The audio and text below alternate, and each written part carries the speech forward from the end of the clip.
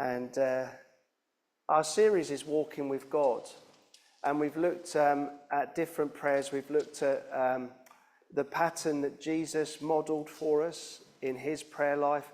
One of the features, and I might touch on this with Daniel today, is that with Jesus, he was intentional in setting time aside. It was morning by morning, and then it was moment by moment. So he was often getting up very early and taking time out, and then he was always sensitive to the Spirit and what God was doing in the middle of the day or whatever time through the day. So we looked at the pattern of Jesus' prayer. We looked at the prayer of Isaiah, didn't we? And the prayer for the nations, and that sense of walking before the Lord and just really praying for God's purposes in the world. Today with Daniel, it's a different type of prayer. It's not just walking with God when things are easy. We're going to just see, how do we walk with God when things are difficult? How do we walk with God when you feel a long way from the place that you should be? When the world is not always filled with joy? When you feel alone and estranged in your circumstances? So this is Daniel, set apart and seeking God. And I'm going to read from Daniel chapter 1. In the 3rd year of the reign of Jehoiakim, king of Judah, Nebuchadnezzar, king of Babylon, came to Jerusalem and besieged it. And the Lord delivered Jehoiakim, king of Judah, into his hand, along with some of the articles from the temple of God. These he carried off to the temple of his God in Babylonia and put in the treasure house of his God. Then the king ordered Ashpenaz, chief of his court officials, to bring into the king's service some of the Israelites from the royal family and the nobility, young men without any physical defect, handsome, showing aptitude for every kind of learning, well informed, quick to understand, and qualified to serve in the king's palace. He was to teach them the language and literature of the Babylonians. The king assigned them a daily amount of food and wine from the king's table. They were to be trained for 3 years, and after that they were to enter the king's service. Among those who were chosen were some from Judah: Daniel, Mishael, and Azariah. The chief official gave them new names. To Daniel, the name Belteshazzar; to Hananiah, Shadrach; to Mishael, Meshach; and to Azariah, Abednego.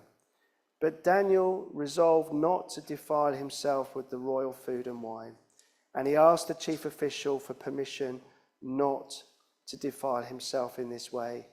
Now God had caused the official to show favor and compassion to Daniel.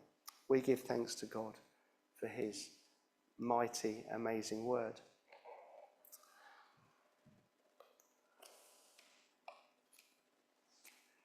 You can uproot the trees from my village mountain, which embraces the moon. You can plough my village houses. You can plough them under, leaving no trace of their walls. You can confiscate my loot, rip away the cords and burn the wood. But you cannot suffocate my tunes, for I am the lover of this land and the singer of wind and rain. The big question that Daniel presents to us is simply, how do we sing in the rain? How do we sing in the midst of despair? How do we sing in the midst of the storms? I was looking for a picture. I found this one. How do we sing in the rain? This was the challenge for Daniel. In 597 BC, Jerusalem fell and it led to their exile. It was a devastating moment. It was full and extreme of bloodshed and terror. And if you want to have a sense of what that meant to the people and what that meant to the nation, you only have to look at the book of Lamentations and other literature around that time that were written to give time and language to mark the tragedy that had happened. Imagine, I suppose if you're thinking about it, imagine if Germany had prevailed. Imagine if Germany had broken us in this island. Imagine what that would have meant to our families, to our future, to our existence. That is what was going on. And I think what made it worse was that this was a mess of their own making. The nation had turned away from the Lord. They knew the promises of God. They knew the covenant. They knew the grace of God. If my people would humble themselves and pray and turn away from their wicked ways and come back, then I will heal them. I will remember them. I will hear and I will turn and I will be gracious to them. They had become stubborn and stiff-necked. They had been given chance after chance after chance. And the covenant agreement was, I will be faithful to you, but you must be faithful to me. And God had been faithful, but the people had not. And after chance, after chance, after chance, they were sacked in Jerusalem, and a number of them were taken off to Babylon. Some of you will remember the song Boney M, By the Rivers of Babylon. It's quite a cheery tune, isn't it? But it was actually a lament. If you go to Psalm 137, it says, by the rivers of Babylon, we sat and wept when we remembered Zion. There on the poplars, we hung our harps. We didn't want to pick them up. We had no reason to pick up the guitar and play and sing. We had no reason, for there our captors asked us for songs. Our tormentors demanded songs of joy. Play us a song, play us a tune. We like that one, play us that one. We didn't want to. There was no joy in our hearts. How, and this is Psalm 137, how can we sing the songs of the Lord while in a foreign land? How can we sing the songs of joy in a place of difficulty? And that's the question. That is the question of Daniel. You see, in their worldview at that time, they didn't have the concept of God in all places, really. They believed that God's footstool was the temple. That was the dwelling place of God. When the Israelites traveled across the desert, God's tangible, physical sign of him being with them was the tent. He dwelt in a tent amongst the tent. And they did not move until the cloud moved and the tent was then rolled up and the tent went with them. The tent was a provision of the sign that God was with them. It wasn't until Ezekiel had this vision in exile of the wheels within wheels, which is a really cool vision. And the wheels within wheels were designed as a vision to say that God is movable. He's not fixed in one particular place. God, it can be in any place at any time. The vision that Ezekiel had with the wheels within wheels was that God is with you. But Daniel didn't know that at the time. For the exiles, they thought that was it. They were a long way from home, but they were a long way from God. They felt completely cut off from God in their circumstances, and it was made worse because it was their own making. So I think that this is the question. How can we sing the songs of the Lord when we are in a difficult place? Now, it was physical for Daniel, but if we're applying it to our lives, it doesn't have to be physical. It might be physical. You might be put in a difficult place with a difficult assignment. You might be in a difficult place at work. You might be in a difficult place because of a diagnosis, but it might be physical. For what was physical for Daniel can be emotional for us. It's how we apply this to our lives, how we contextualize it. How can we sing the songs of the Lord when we are in a difficult place, when we feel far away from the place that we should be? Walking with God in times of joy when the sun is shining is one thing, but how do we sing in the rain. This is the challenge. This then, that's the context. This then is the challenge of Daniel. And so I ask today is, what can we learn from Daniel? The question here is, how do we walk with the Lord in difficult places? This picture here comes from a website that says the 10 most precarious or difficult walks on the planet. If you're thinking of going for a weekend ramble, you might not want to take your guests on this particular walk. I think it looks quite good, actually. I quite like the idea of it, but some might not. So what can we learn from Daniel? Just three little things, and there are 3 L's that I want you to take away to try and remind yourselves of. First of all, the obvious thing is that Daniel looked to the Lord. Daniel looked to the Lord. In verse 12 that we read, it says, "Please test your servants for 10 days." Or if you go from actually verse 8, Daniel resolved not to defile himself with the royal food and wine, but he asked the chief official for permission not to defile himself in this way. Now God had caused the official to show favor and compassion to Daniel. You know, I think in the context of sadness and disappointment and distance, there might have been the temptation for Daniel to console himself and to comfort himself with the wine and food that was placed before him. It would have been a great temptation just to comfort eat. Or he could have taken the attitude, well, God's not here. I'm never going home again. You know, drown himself in his sorrows. He could have gone down that path. Daniel could have gone with the decision to go with the flow of those around him. He could have said, well, I'm just going to walk in step with the culture and just go with the flow. But what I think is really impressive about Daniel in the first instance is that Daniel makes a decision. It's like he puts a stake in the ground.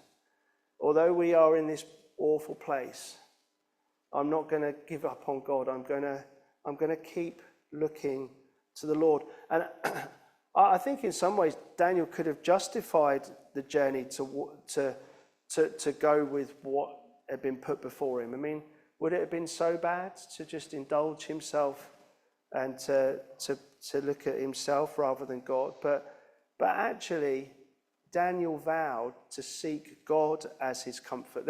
There's a really important moment here that in this place of pain, where is he going to seek the comfort from?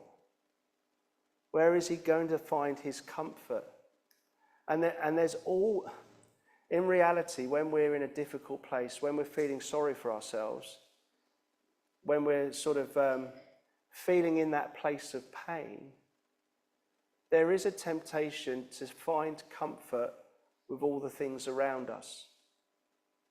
We can find comfort in that bottle of wine, or we can find comfort in that food, or we can find comfort in that relationship which isn't going to do us any good whatsoever. We can, in the place of pain, we can seek comfort and false comfort. But what's impressive about Daniel in this moment is that he makes a conscious decision that he will seek the God of all comfort. That actually the true comfort is the comfort of God.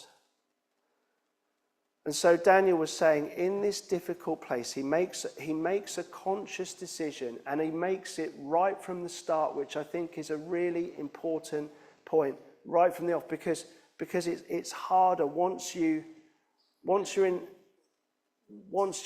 start going down a pathway. It's really hard to come back from it. I'm reminded when I went to PE college, the culture at the PE college was a heavy drinking. It was quite a bad culture. You get all these sportswomen and men together in one particular place. and they used to play hard, and they used to party hard, as you can imagine. And there wasn't very many Christians. In fact, I think on my course, where there was 100 people in my year, I think I was the only bloke who was saying that they were a Christian. And I know someone said to me, "Start as you mean to go on. Start as you mean to go on." And when I got there on the first day, I saw that there was. I thought I'm really gonna make a decision to start well. And I saw that there was this advert saying Christian Union Buffet. I mean, on a sermon where Daniel's saying that I'm not going to eat the food, it's a bit contradictory. But I saw buffet and I saw Christian Union. I thought that's pretty good. So I didn't have a clue where it was, and there was 2 campuses. There was the sports college, which I was at, and then 2 miles away, and I didn't really know where it was the other college. And actually this buffet happened to be on the other college, and I didn't know where it was or anything. I was just there. So I go into the student union, and I was going to say, "Where's the Christian Union buffet?" But the student union had closed. And so I went into the bar, the student union bar, and I went to there wasn't loads of people there, sort of 20 or 30 people in the bar. And I went in, and I said to the bar steward, I said to her, she was a student, I said, "Can you tell me where the Christian Union buffet is?"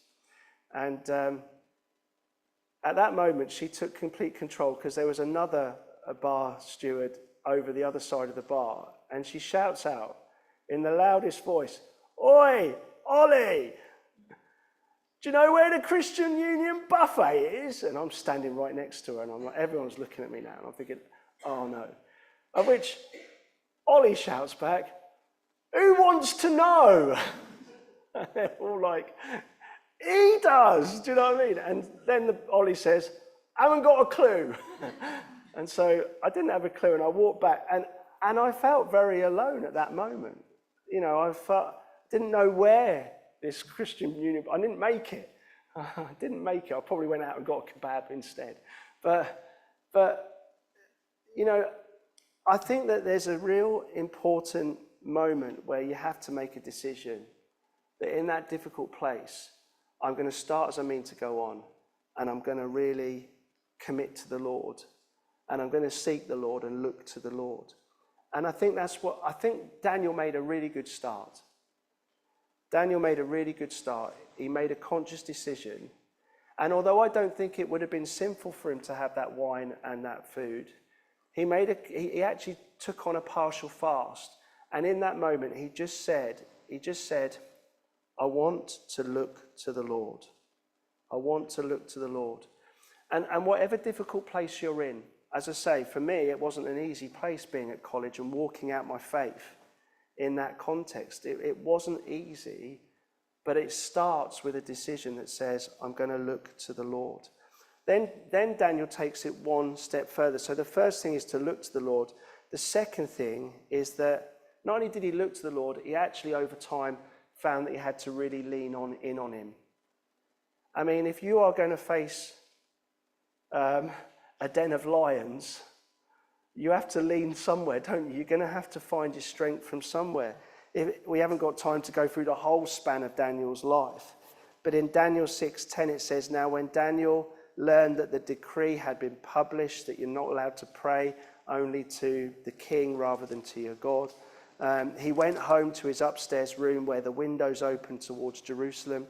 3 times a day he got down on his knees and prayed, giving thanks to his God, just as he had done before." So if the first challenge was comfort, am I going to live a comfortable lifestyle?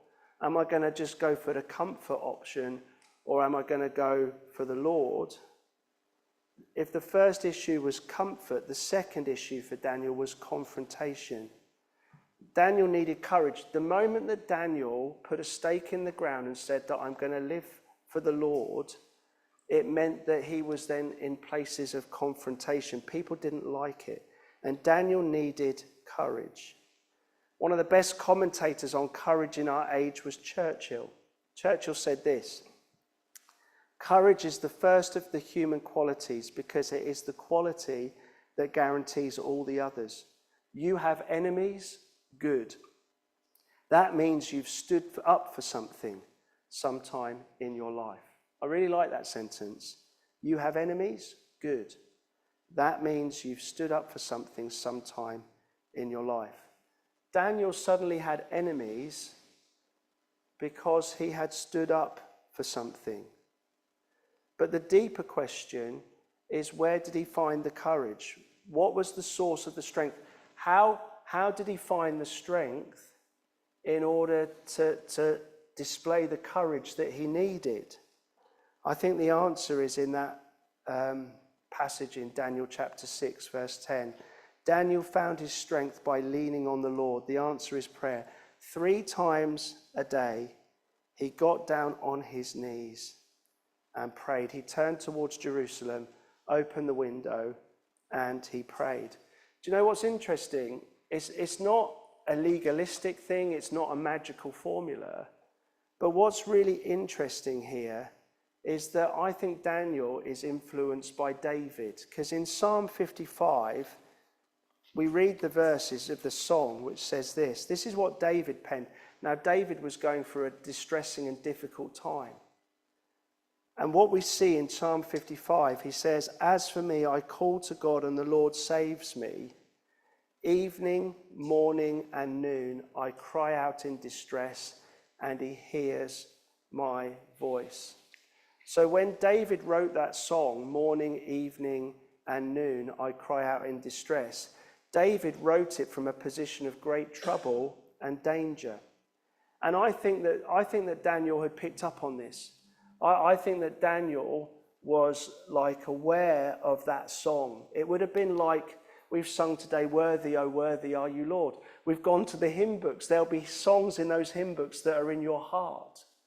And Daniel, I think, would have known this psalm. And Daniel in exile, facing great trouble and difficulty, this song comes to his mind and he reminds himself of David's song.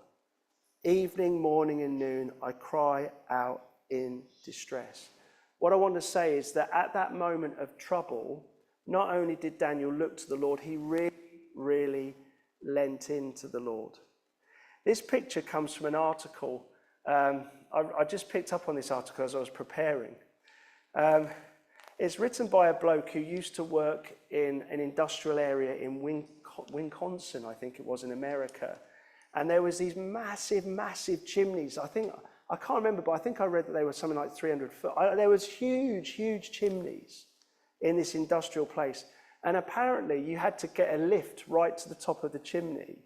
And this guy who was writing the article said, "When I worked there, I wasn't allowed to go in the lift, but I never went to the top, and a great regret because I would have loved to have done it." But they said this chimney was so high that it was so windy that apparently you could literally stand on the top of the chimney and lean outwards, and it was so windy that it would keep you upright. And the bloke writing the article said, "I really wish I'd had a go." I was like thinking, it'd just be me leaning out and then the wind would stop, do you know what I mean? And that's that. But actually, it's a really good point. I picked this picture because obviously this isn't the picture of him standing on the chimney. But this is a picture of leaning into God.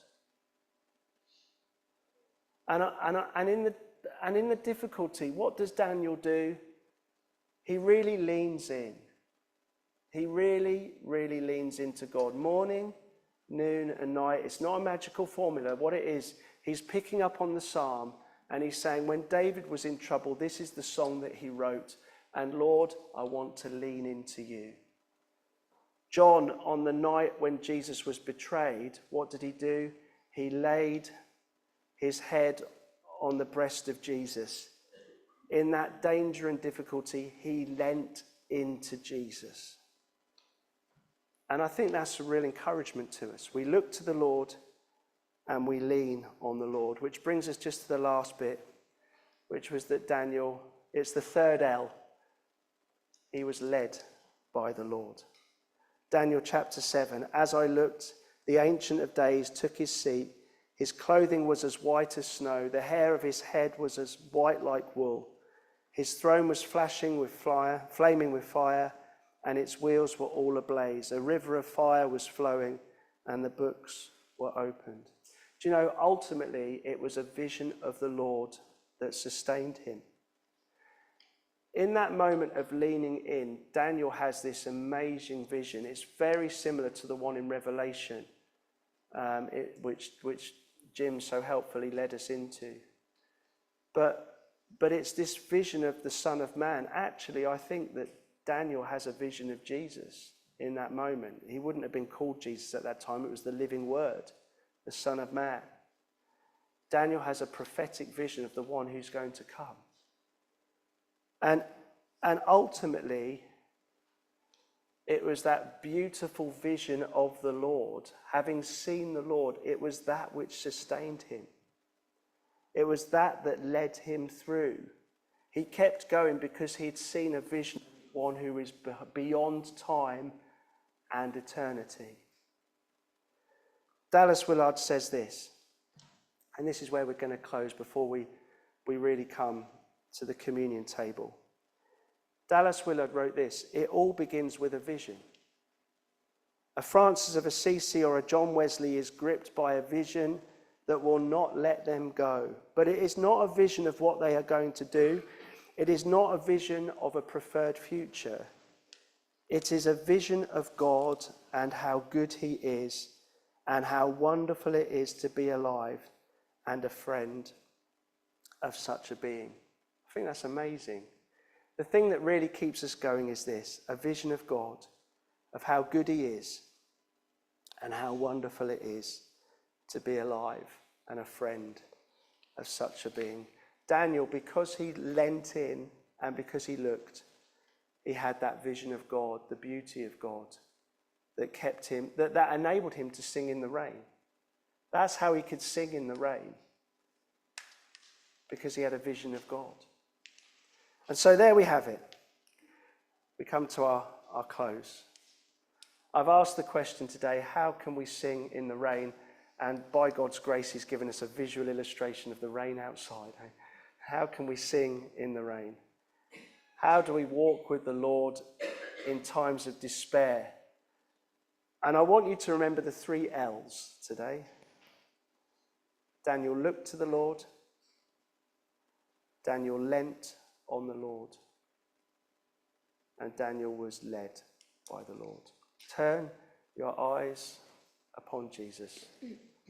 Look full in his wonderful face, and the things on earth will grow strangely dim in the light of his glory and grace. God bless you all. Let's pray. We'll sing our communion hymn, and then we'll come to the table.